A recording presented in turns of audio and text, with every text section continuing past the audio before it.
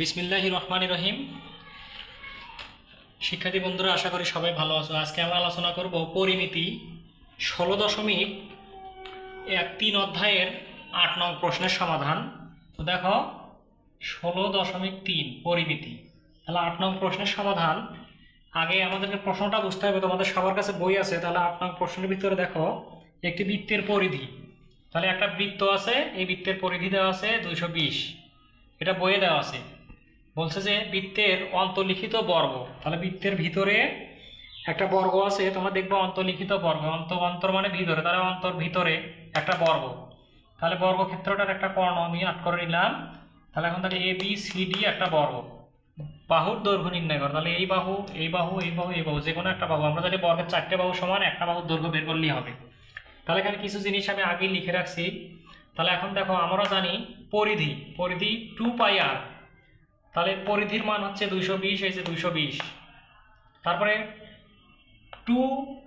2rটা এখানে রেখে দিছি, পাইটা আমরা লিখি নাই। তাহলে এখন দেখো পাইটা লেখা হয়নি। তাহলে পাইটা এখানে কি আছে, এই তিনটে সংখ্যা একত্রে আছে, একত্রে থাকলে গুণ হয়। তাহলে গুণ যদি থাকে তাহলে এই পাশে এসে ভাগ হয়ে যায়, কি হয়ে যায়, ভাগ হয়ে যায়। তাহলে এখানে ছিল হচ্ছে 2πr, তাহলে 2πr। তাহলে এখন শুধুমাত্র আমরা মানটা বসালাম, পরিধির মান এখান থেকে 220, 2πrই আছে। এখান থেকে 2rটা সামনে পিছনের দিকে নিয়ে নিছি আমরা, আর পাইটা গুণ আছে এই পাশে গিয়ে ভাগ, পায়ের একটা মান আছে 220 ভাগ এই 220 আছে, বা পায়ের মান আছে 3.1416।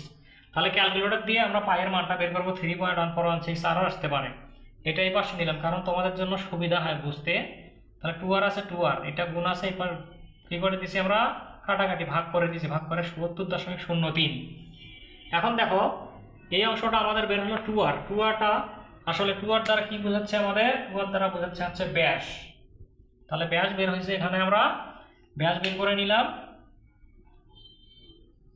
এখানে ত্রিভুজ আছে, এখানে ত্রিভুজ আছে, আলাদা করে ভাগ করার পর এটা একটা ত্রিভুজ, ত্রিভুজটা হচ্ছে সমকোণী 90 ডিগ্রি।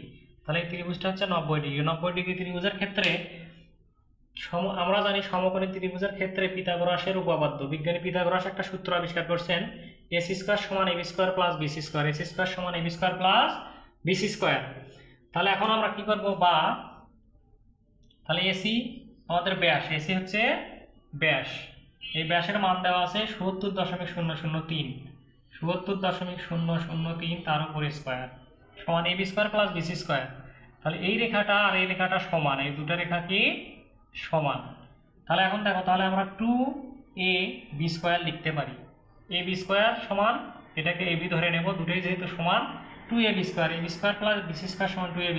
বা এটা যদি আমি ক্যালকুলেশন করি, ক্যালকুলেটর দিয়ে তোমরা চাপবা, তাহলে 4903.92, 4903.92 সমান 2ab²। বা তাহলে এই দুটো গুণ আছে, এই পাশে দুইটা এসে ভাগ হবে, 4903.92 ভাগ 2। এটাতে এখন কাটাকাটি করব আমরা। তাহলে কাটাকাটি করার পরে আমরা একটা মান পাবো, কাটাকাটি করার পর পাবো আমরা হচ্ছে 2451.9। তাহলে এই মানটা আমরা পাবো এটা দ্বারা ভাগ করার পর, সমান ab²। তাহলে স্কোয়ার যদি থাকে কোনো সংখ্যার উপরে গিয়ে আমরা জানি যে রুট হয়, রুট দেবো এখানে 2451.9 সমান ab। তাহলে স্কোয়ারটা এই পাশে রুট হলো, তোমরা ওই পাশে পার করে নিতে পারো, অতএব তাহলে ab সমান, তাহলে রুট যদি দেয় আমরা একটা মান পাবো 49.51। তাহলে এটাই ছিল আমাদের অ্যান্সার। তারপর এখান থেকে এই চিহ্নটা হচ্ছে বুঝতে পারতেছ না তোমরা, পাই, এটা আর এখানেও পাই, আবার এখানে 2r, এটা 2r, বা চিহ্ন ছিল এটা 220, আর পায়ের মান 3.1416। আশা করি সবাই বুঝতে পারছো।